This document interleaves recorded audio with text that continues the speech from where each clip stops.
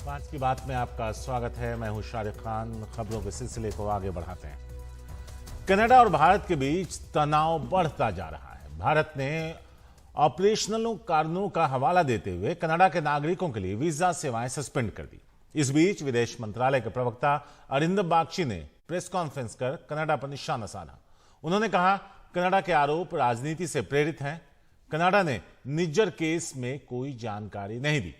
भारत ने कनाडा के साथ सबूत साझा किए, आपराधिक गतिविधियों को लेकर सबूत दिए, लेकिन उन पर कोई कार्रवाई नहीं की गई।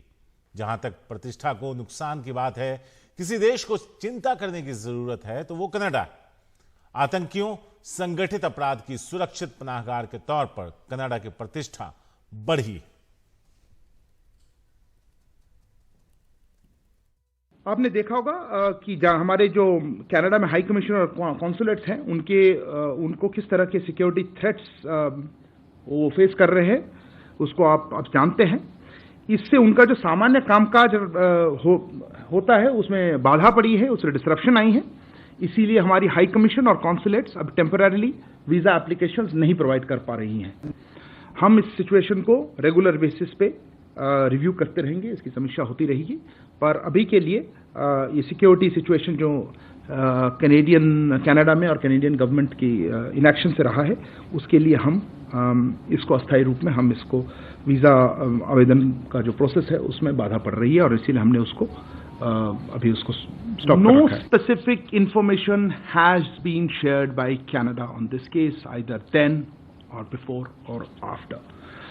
We have, as we have said, or I think we've been made very clear, we are willing to look at any specific information. We have conveyed this to the Canadian side, made it clear to them that we are willing to look at any specific information that is provided to us. But so far we have not received any such specific information. From our side, very specific evidence about criminal activities by individuals based on Canadian soil has been shared with the Canadian authorities on a regular basis, but not been acted upon. हमारे सहयोगी उमाशंकर सिंह इस वक्त हमारे साथ studio में मौजूद हैं। इस प्रेस कॉन्फ्रेंस और बढ़ रहे इस टकराव को लेकर उनसे विस्तार से चर्चा करते हैं। उमा, काफी सख्त अल्फाज का इस्तेमाल किया है बागची साहब ने। जी बिल्कुल, और सिलसिलेवार ढंग से हर सवाल का जवाब दिया है। आज की जो पूरी प्रेस कॉन्फ्रेंस थी उसमें एक या दो आखिर के सवाल छोड़कर तमाम सवाल जो थे वो कनाडा से जुड़े हुए थे। और उन्होंने ये साफ किया कि किस तरीके से जिस तरीके से वीज़ा प्रक्रिया रोकी गई है, इसका मकसद ये नहीं कि कनाडा के नागरिकों को भारत आने से रोका जाए, क्योंकि वहाँ पे जो हमारे कॉन्सुलेट्स हैं, जो हमारा वहाँ पे हाई कमीशन है, जो हमारे राजनयिक वहाँ पर हैं, उनकी सुरक्षा को खतरा है और इस वजह से इस प्रक्रिया को रोका गया है। एक बात और उन्होंने क्लैरिफाई किया कि जो तीसरे देश में जो कनाडाई नागरिक हैं उनकी वीज़ा प्रक्रिया को भी फिलहाल के लिए रोका गया है और सुरक्षा के हालात जिस तरह से बदलेंगे उसके बाद इसमें अपडेट लिया जाएगा, इसको अपडेट किया जाएगा और फिर से वो जारी किया जा सकता है। वो अभी एक ओपन एंडेड क्वेश्चन है, लेकिन सिलसिलेवार ढंग से जिस तरीके से उन्होंने बताया और उन बातों को दोहराया कि आखिरकार भारत की क्या मांग रही है, भारत किस तरीके से एक कार्रवाई की मांग करता रहा, लेकिन कनाडा की तरफ से ये सब नहीं किया गया और इसी वजह से जो तनाव का स्तर है वो यहाँ तक जाकर पहुंचा है। जिस निज्जर की हत्या का आरोप भारतीय एजेंसियों पर लगा, उसके बारे में उन्होंने कहा कि कोई जानकारी नहीं दी गई। जी, सबूत हमने कनाडा के साथ साझा किए, आपराधिक गतिविधियों को लेकर भी सबूत दिए। तो एक तरीके से यह आरोप लगाया कि भारत लगातार उन्हें अलर्ट करता रहा है, लेकिन कनाडा ने कोई कदम नहीं उठाया। जी बिल्कुल, साफ तौर पे उन्होंने कहा कि जिस तरीके से भारत विरोधी गतिविधियां कनाडा में चलाई जाती हैं, भारत में अपराध करके जो भगोड़े होते हैं, क्योंकि निज्जर भी भगोड़ा था, वहां पे उनको पनाह दी जाती है। और एक तरीके से देखिए कि कितनी बड़ी बात कह दी है कि जो आतंकवाद की जो पनाहगाह है वो कनाडा जो है वो बन गया है। और सबसे बड़ी बात यह है कि वो सिर्फ न पनाह दे रहे थे बल्कि एक भारत पे एक इस तरह का अनर्गल आरोप लगाया कि निज्जर की हत्या के पीछे जो है वो भारत की एजेंसियों का हाथ है। इस तरह की बात उनकी जांच में निकलकर सामने आ रहा है। तो ये कहीं ना कहीं बहुत गंभीर आरोप है और इसी मुतल्लिक अरिंदम बागची ने कहा कि कोई सबूत नहीं दिया गया है, कोई एविडेंस की बात नहीं की गई। और आपको पता है शारिक की सबूतों की मांग जो है वहां के विपक्ष के नेता भी कर रहे हैं कि किस आधार पर आपने ये कहा है, वो सबूत तो हमें दिखाइए। उमा, एक सवाल था कि जो टकराव अब सतह पर नजर आ रहा है उसकी जमीन तो बहुत पहले से तैयार हो रही होगी, तो हुआ क्या कि हालात यहां तक पहुंच गए? इतना डिस्ट्रस्ट क्यों?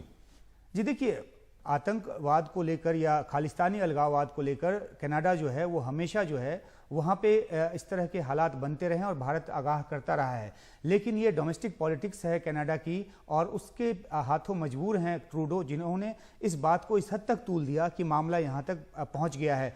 सीधी सी बात है शारिक की, उनकी जो सरकार है वो अल्पमत की सरकार है। उनके पास सिर्फ 158 जो सांसद हैं, 170 चाहिए, लेकिन जो 12 सांसद की कमी है वो उन्होंने कैसे पूरा किया? वहाँ पे जगमीत सिंह जो कि अलगाववादी खालिस्तानी नेता हैं, उनकी पार्टी जो है उनके 25 सांसद हैं, उन सांसदों के समर्थन से उनकी सरकार चल रही है। अभी प्रेस कॉन्फ्रेंस में ये सवाल भी पूछा गया कि क्या निज्जर की हत्या का मामला उन्होंने प्रधानमंत्री मोदी के सामने भी उठाया G20 के दौरान, तो कहा गया कि इस बात को पूरी तरह से खारिज कर दिया गया। तो अब जो वही जो जगमीत सिंह हैं वो जो एजेंडा सेट कर रहे हैं उसी पे ट्रूडो को चलना पड़ रहा है, वरना उनकी सरकार चली जाएगी।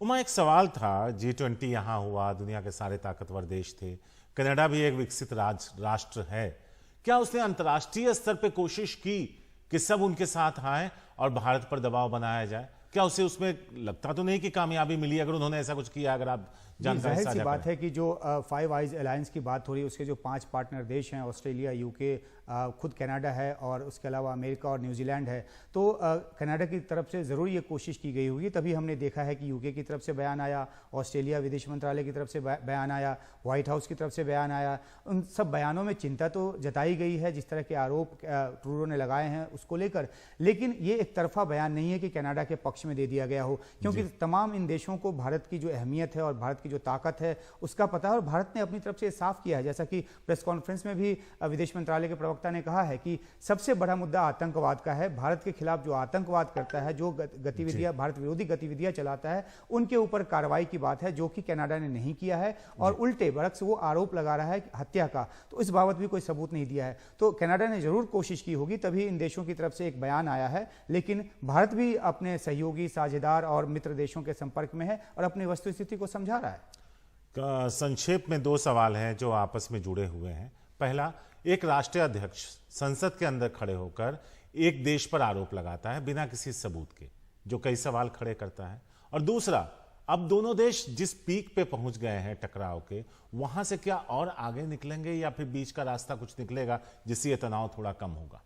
जी देखिए, दूसरे सवाल का तो जवाब यह है कि ये तनाव आगे और बढ़ता नजर आ रहा है, क्योंकि जिस तरीके से भारत ने कहा है कि पैरिटी चाहिए, बराबरी की तादाद होनी चाहिए दोनों देशों में राजनयिकों की और स्टाफ की तैनाती की। और उससे थोड़ी देर पहले ही जो कनाडा हाई कमीशन है उसकी तरफ से एक बयान जारी किया गया था जिसमें उन्होंने ये कहा था कि वो अपने स्टाफ को जो रीएडजस्ट करेंगे। तो जाहिर सी बात है कि जो बराबरी की जो मांग भारत की तरफ से है वो उसको उनको संज्ञान में लेना पड़ेगा, नहीं तो भारत अपनी तरफ से फिर निष्कासित करेगा, जो कि कनाडा के लिए अच्छी बात नहीं होगी। तो ये एक अहम बात है। पहला सवाल आपका मेरे ज़हन से मेरे दिमाग में था, मैं ये पूछ रहा था आपसे कि पार्लियामेंट के अंदर खड़े होकर एक राष्ट्रीय अध्यक्ष किसी दूसरे देश पे इतने गंभीर आरोप लगाता है बिना सबूत के। जी, और इसलिए वहां के विपक्ष के नेता भी उनसे पूछ रहे हैं कि सबूत तो दिखाइए ताकि उस पर हम अपनी राय बनाएं, कनाडा की जनता जो है वो राय बनाए। तो ये सबूत की बात उन्होंने नहीं की और उन्होंने उस भाषा भी इस तरह की रखी कि कल को वो अपने उसमें बचाव का रास्ता भी देख सकें। तो अब जाहिर सी बात है कि अगर इतना बड़ा आरोप लगाया है तो उनको सबूत पेश करना पड़ेगा, और सबूत नहीं पेश करेंगे तो जाहिर सी बात है कि वो सिर्फ अपनी सरकार बचाने के लिए पूरी कवायद कर रहे हैं, और ये सीधे तौर पर साफ नजर आ रहा है। शुक्रिया उमा, इस पूरे इशू पे विस्तार से आपका रोशनी डालने के लिए। और इस खबर से अब आगे निकलते हैं। महिला आरक्षण बिल यानी नारी शक्ति वंदन अधिनियम के लोकसभा से पास होने के बाद आज राज्यसभा में चर्चा हो रही है। चर्चा की शुरुआत कांग्रेस नेता रंजीता रंजन ने की। उन्होंने कहा, आपने इसे नारी शक्ति वंदन विधेयक नाम दिया है, महिलाओं को वंदन नहीं समानता का अधिकार चाहिए। इसके बाद बीजेपी अध्यक्ष जेपी नड्डा ने कहा, इस कदम से नारी का सशक्तिकरण होगा और नारी को ताकत मिलेगी। नारी शक्ति वंदन विधेयक, ये शब्दावली ही हमारी पार्टी के दृष्टिकोण को स्पष्ट करती है। हमारी संस्कृति में महिलाओं का ऊंचा स्थान रहा है। जेपी नड्डा ने कहा कि 21वीं शताब्दी महिलाओं की शताब्दी है। यह बिल कल भी लोकसभा में पेश हुआ था कल और पास हो चुका है। बिल के पक्ष में 454 जबकि विरोध में 2 वोट पड़े थे। आपसे यही है। दूसरा सवाल, एक आपत्ति दर्ज कराना चाहती हूँ। आपको स्पेशल सत्र बुलाने की जिसका नाम आपने दिया है महिला आरक्षण का, नारी शक्ति विधेयक। ये नारी शक्ति विधेयक है, लेकिन अपने नाम दे दिया इसका नारी शक्ति वंदन विधेयक। मुझे लगता है ये एक संवैधानिक अधिकार है। ये कोई दैविक वरदान नहीं है। ये कोई प्रधानमंत्री साहब का या आपका दिया हुआ महिलाओं को दया का पात्र नहीं है। ये हमारा एक संवैधानिक अधिकार है। आपने इसका नाम दैविक और दया और पूजा से जोड़ के मुझे लगता है जो आंदोलन का इतिहास था उसको भी खत्म करने की कोशिश की है। ये एक मैं महिला होने के नाते बोल रही हूं। शब्दों के बारे में कई लोगों का अपना अपना वक्तव्य हो सकता है, लेकिन नारी शक्ति वंदन विधेयक, ये नारी शक्ति वंदन, यह शब्दावली ही अपने आप में हमारी सरकार की, हमारे प्रधानमंत्री जी की और हमारे समाज में महिलाओं को देखने के दृष्टिकोण को स्पष्ट करता है और एक दिशा देता है कि हम सब लोगों के मन में कुछ धारणाएं बन गई और वो धारणा ये बनी है कि जैसे हम महिलाओं पर कोई कार्य कर रहे हैं तो कुछ एहसान कर रहे हैं। अगर हमने महिलाओं के सशक्तिकरण के लिए कुछ किया तो हम कुछ ऑब्लाइज कर रहे हैं। हमारा नजरिया बेचारा, अबला, बेचारी नारी ऐसा कभी नहीं रहा। हमेशा हम लोगों ने उनको एक विशेष स्थान देकर के उनको आगे बढ़ाने का काम किया। और सीधे अब आपको लाल बाग के राजा के दर पर लिए चलते हैं, जहां बादशाह खान यानी शाहरुख खान मौजूद हैं अपने बच्चे के साथ। वो खुद यहां पहुंचे हैं। मुंबई की अगर बात करें तो सबसे मशहूर लाल बाग के राजा का ये पंडाल है, जहां पर शाहरुख खान पहुंचे हैं। बड़े बड़े सितारे, गणेश चतुर्थी एक बड़ा त्यौहार है महाराष्ट्र में, और सभी अपने अपने घरों में बप्पा को स्थापित करते हैं, उनका आशीर्वाद लेते हैं। और अब ये तस्वीर हम आपको लाल बाग के राजा के दरबार से दिखा रहे हैं, जहां बादशाह खान अपने बेटे के साथ आए।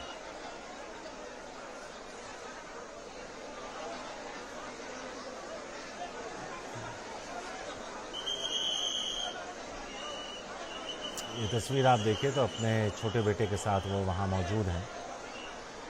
उन्होंने वहाँ पे दर्शन किया, आशीर्वाद लिया और अब वहाँ से निकलने की तैयारी है। अभी उनकी बेहतरीन फिल्म रिलीज हुई, जवान, करोड़ों कमाए, यानी कई सौ करोड़ का कारोबार किया है। ऐसे में अब वहाँ पर वो पहुँचे हैं आने वाली फिल्मों के लिए और ख़ासकर बप्पा के आशीर्वाद के लिए।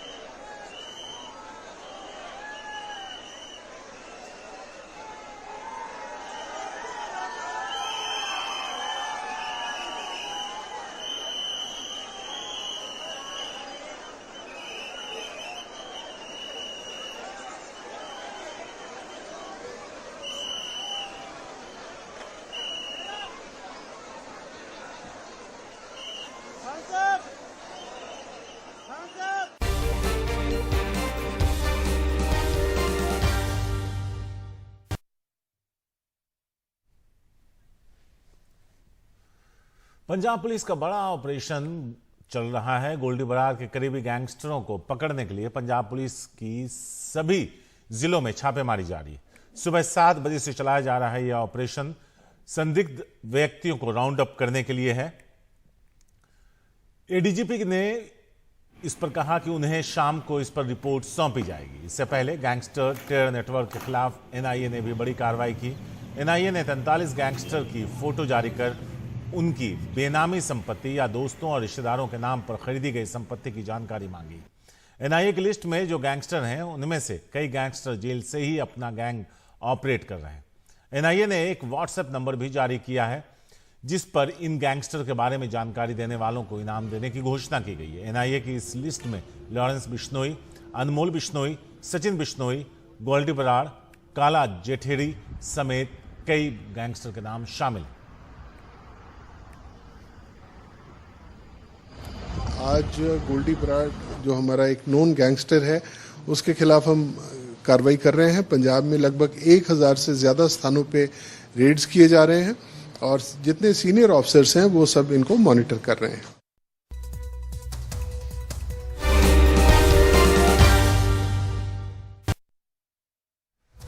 5 की बात में आपका स्वागत है। मैं हूं शारिक खान। खबरों के सिलसिले को आगे बढ़ाते हैं। परिसीमन क्या होता है, कैसे होता है, क्या प्रक्रिया होती है, इसकी और इस पर पूरे डिटेल्स के साथ हमारे सहयोगी मनोरंजन भारती की ये रिपोर्ट। नमस्कार, पॉलिटिकल बाबा में आपका स्वागत है। मैं हूं मनोरंजन भारती। आज चर्चा करेंगे डिलिमिटेशन यानी परिसीमन की। सबसे पहले परिसीमन क्या है? परिसीमन है कि निर्वाचन क्षेत्रों की सीमाओं का निर्धारण किया जा सकता है, यानी चुनाव आयोग जो है वो उसकी सीमा घटा सकता है, बढ़ा सकता है। यही बात लोकसभा क्षेत्र के लिए भी होगा और यही बात विधानसभा क्षेत्रों के लिए भी होगा। क्यों करना जरूरी होता है? परिसीमन इसलिए करना जरूरी होता है कि हर बार जो जनगणना होती है हर 10 साल के बाद, उसके बाद जनसंख्या के आधार पर क्षेत्रों को बड़ा या छोटा करना होता है, जिससे कि कोई भी लोकसभा क्षेत्र या विधानसभा क्षेत्र ऐसा ना हो जिसमें कि ढेर सारे लोग हों, यानी वहाँ का पॉपुलेशन बहुत ज़्यादा हो जाए। उसको बैलेंस करने के लिए किया जाता है।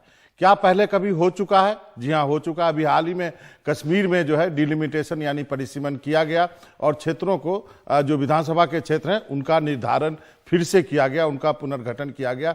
अहमदाबाद में म्युनिसिपल कॉर्पोरेशन के इलेक्शन हुए, वहां भी किया गया है। कैसे होता है ये काफी महत्वपूर्ण है कि परिसीमन कैसे होता है। निर्वाचन आयोग का निर्णय इसमें अंतिम होता है। आयोग का जो भी निर्णय होगा उसको आप अदालत में चुनौती नहीं दे सकते हैं। जो परिसीमन आयोग होगा उसका गठन जो है राष्ट्रपति करते हैं। इसमें चुनाव आयोग के लोग होते हैं, सुप्रीम कोर्ट के रिटायर्ड जज होंगे, मुख्य चुनाव आयुक्त होंगे और राज्यों के चुनाव आयुक्त होंगे। इसके अलावा अभी तक जो इसका इतिहास बताना जरूरी है, अभी तक 4 बार परिसीमन आयोग बन चुका है। 1952 में, 1963 में, 1973 में और 2002 में। हर बार जो है जैसा मैंने कहा जनगणना के आधार पर परिसीमन किया जाता है। 1981 और 1991 की जनगणना के बाद परिसीमन नहीं किया गया था, लेकिन 2001 की जनगणना के बाद डिलिमिटेशन यानी परिसीमन हुआ, लेकिन सीटें नहीं बढ़ाई गई। 1977 के बाद अभी तक लोकसभा की सीटें नहीं बढ़ी है। तो सबसे बड़ी बात यह है कि अब आपके लिए ये जानना क्यों जरूरी है कि परिसीमन हो रहा है या नहीं हो रहा, इससे क्या होगा।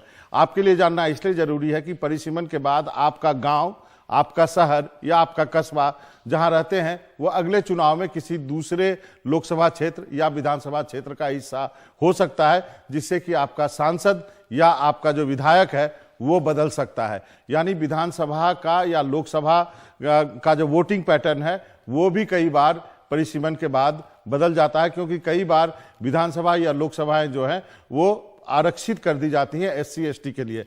आज के दौर में इसकी राजनीतिक महत्ता क्या है कि सरकार ने कहा है कि महिला आरक्षण बिल तभी लागू होगा जब 2021 की जनगणना पूरी कर ली जाएगी। उसके बाद परिसीमन आयोग बनेगा, वो जो है क्षेत्रों का, लोकसभा क्षेत्रों का परिसीमन करेगा, यानी क्षेत्रों को निर्धारित करेगा जनसंख्या के आधार पर।